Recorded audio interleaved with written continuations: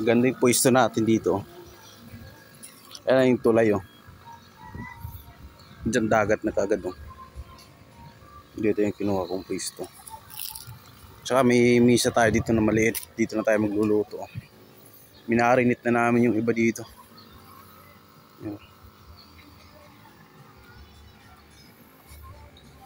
Tindahan yan dyan. Pwede na.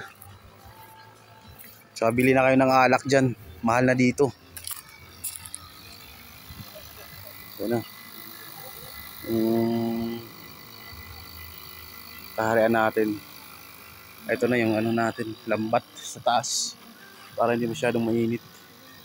Pwede dyan tayo kakain. Tsaka isang tent ulit dito. Hindi kaya doon yung tent na isa. Hindi kaya kahit saan dito eh. Ito yung araw eh. Papunta yata dito yung araw eh. Maganda no.